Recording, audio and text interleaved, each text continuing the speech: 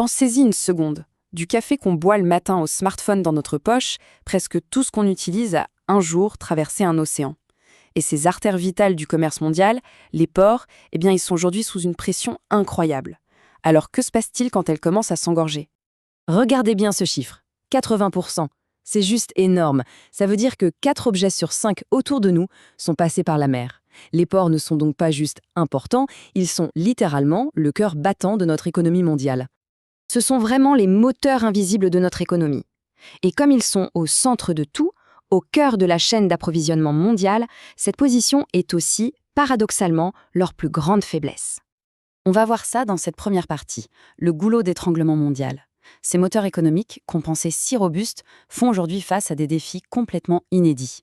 On va plonger dans les raisons qui font que les ports traditionnels sont en train de devenir de véritables freins pour le commerce. La liste des pressions est longue et elle fait un peu peur.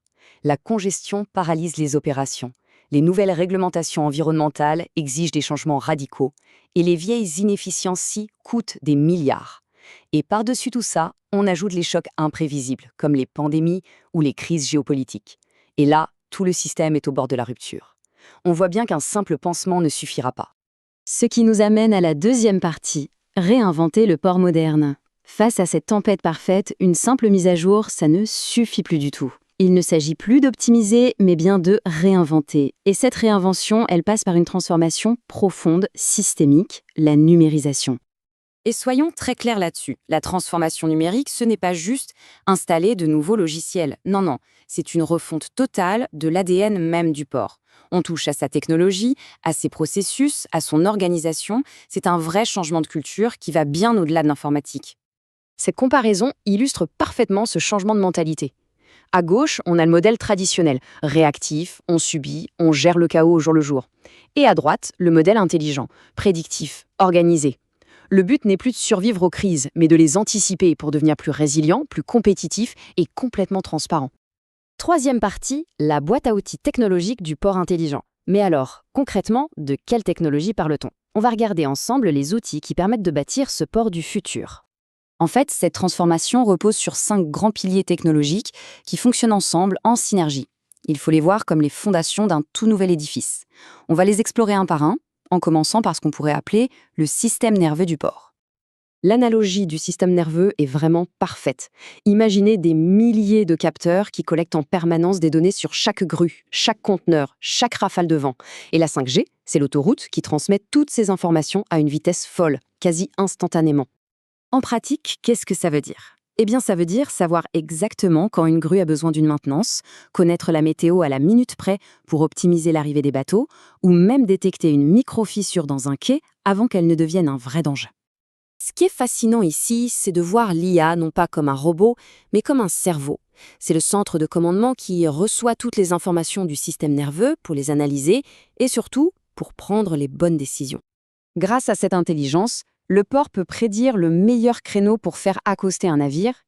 Il peut orchestrer le balai de millions de conteneurs avec une efficacité redoutable. Et surtout, il peut anticiper une panne sur un équipement critique avant même qu'elle ne se produise. Ça évite des arrêts qui coûtent une fortune. Alors, si l'IoT est le système nerveux et l'IA le cerveau, l'automatisation, ce sont les muscles. C'est ce qui exécute les décisions du cerveau avec une précision et une endurance que l'humain ne peut tout simplement pas attendre. Là, on parle de terminaux entièrement automatisés où des véhicules autonomes, guidés par l'IA, déplacent les conteneurs 24 heures sur 24, 7 jours sur 7. Ça réduit de manière drastique les erreurs humaines et, point très important, ça rend les opérations beaucoup plus sûres pour les travailleurs. Imaginez une réplique virtuelle parfaite, au boulon près, de tout le port, qui fonctionne en temps réel. C'est un peu comme un jeu vidéo ultra réaliste qui permettrait de gérer et de tester le port dans le monde réel. Cette image montre bien la puissance du concept. Que se passe-t-il si un typhon frappe le port? Comment réorganiser tout le trafic en cas de grève? Le jumeau numérique permet de simuler tous les scénarios possibles, même les pires, sans risquer la moindre perturbation réelle. C'est un véritable laboratoire de résilience. Le transport maritime, c'est une montagne de documents administratifs, les connaissements, les formulaires de douane. La blockchain, c'est un peu comme un notaire numérique. Elle garantit que chaque document est authentique et qu'il est impossible de le falsifier. Concrètement, ça rend toutes les démarches beaucoup plus fluides, ça réduit la fraude et ça crée un niveau de confiance jamais vu entre tous les acteurs de la chaîne logistique, du transporteur à la douane. Quatrième partie, du plan à la réalité. Bon, tout ça peut sembler un peu lointain, mais ce n'est absolument pas de la science-fiction. Allons voir où ces technologies sont déjà en train de transformer des ports dans le monde réel. C'est clairement en Asie de l'Est que les choses avancent le plus vite. Des pays comme Taïwan, le Japon ou la Corée du Sud ne se contentent pas de faire des plans, ils investissent des sommes colossales pour faire de leurs ports des hubs intelligents de classe mondiale. Ils montrent vraiment la voie au reste du monde. Cinquième et dernière partie, le nouveau hub mondial. Finalement, pourquoi est-ce que tout ça est si important? Parce qu'un port intelligent, c'est bien plus qu'une simple vitrine technologique. C'est une redéfinition complète de son rôle dans l'économie mondiale.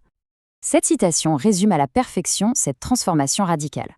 Un port intelligent n'est plus un simple lieu de transit. Il devient une plateforme de données, un pôle d'innovation, un moteur de développement durable, bref, un véritable cerveau logistique.